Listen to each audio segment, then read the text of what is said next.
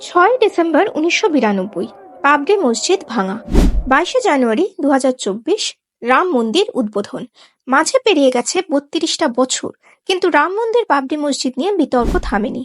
বাবরি মসজিদের স্থানে আগে নাকি ছিল রামের মন্দির, সেই মন্দির ধ্বংস করে গড়ে উঠেছিল বাবরি মসজিদ। তাহলে সেই জমির ওপর অধিকার কার?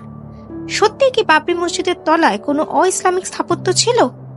সুপ্রিম কোর্ট তো এই জমিতে রাম মন্দির বানানোর অনুমতি দান করত, কিন্তু এত বিতর্কের কারণ কি?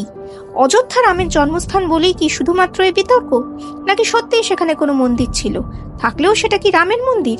সত্যি কি রামের মন্দির ভেঙেই বাবর করে তুলেছিলেন বাবরি মসজিদ? আসুন দেখে নি ইতিহাস কি বলে।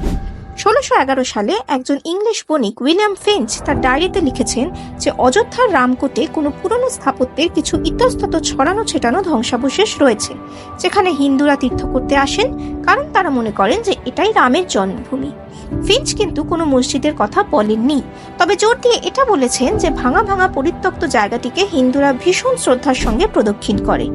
এই রামকোট এলাকার আরেক নাম ছিল রামদুর্গ, আর সেটা আমরা জানতে পারি ফিঞ্চের আগমনের প্রায় 500 বছর আগে লেখা অযোধ্যা মাহাত্ম্য থেকে।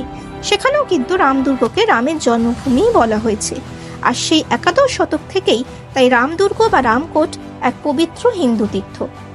কাজেই ফিঞ্চের বক্তব্য যে ভুল নয় সেটা বোঝা গেল।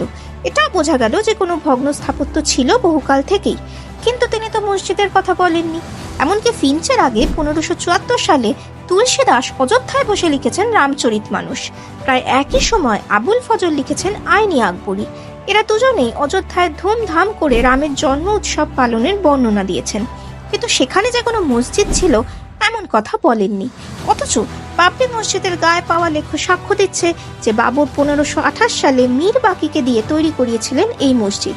তাহলে তুলসীদাস থেকে ফিঞ্চ কেউই কোনো মসজিদের কথা লিখলেন না কেন? তাহলে কি বাবরি মসজিদ আর রাম জন্মভূমির অবস্থান এক জায়গায় নয়? তাই বা কি করে হয়? আর্কিওলজিক্যাল সার্ভে অফ ইন্ডিয়া কিন্তু বাবরি মসজিদের নিচে একটি মন্দিরের মতো স্থাপত্যের ধ্বংসাবশেষ খুঁজে পেয়েছিল।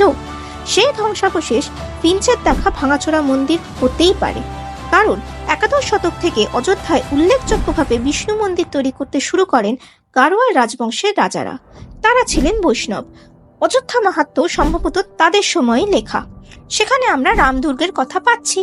এই রামদুর্গ সম্ভবত ছিল রাম জন্মভূমি বলে পরিচিত এলাকায় গাড়োয়াল রাজাদের তৈরি কোনো বিষ্ণু মন্দির। এই গাড়োয়াল রাজারা অযোধ্যায় প্রায় 5টা বিষ্ণু মন্দির তৈরি করেছিলেন, যাদের মধ্যে অন্তত 3টির ওপর পরবর্তীকালে তৈরি হয় মসজিদ। সেই 3 মন্দিরের মধ্যে রামদুর্গ একটি। ভারত তত্ত্ববিদ হান্স টি বেকার এমনটাই মনে করেন। তাহলেও একটা প্রশ্ন থেকেই যাচ্ছে, মসজিদ প্রসঙ্গে তুলসীদাস থেকে ফিঞ্চ চুপ করে রইলেন কেন? গন্ডগোলটা কোথায়? তাহলে কি বাবরি মসজিদ আরো পরে তৈরি হয়েছে? মসজিদের গায়ের লিপি কি তাহলে পুরো সত্য জানায় না? কি মনে হয় আপনাদের? কেমন লাগছে আমাদের এই ভিডিও কমেন্ট করে জানাতে ভুলবেন না, আর অবশ্যই চোখ রাখতে ভুলবেন না আমাদের চ্যানেলে, কারণ এই বিতর্ক কিন্তু এখানেই শেষ নয়, বরং এখান থেকেই এই রাম মন্দির বাবরি মসজিদ বিতর্কের শুরু।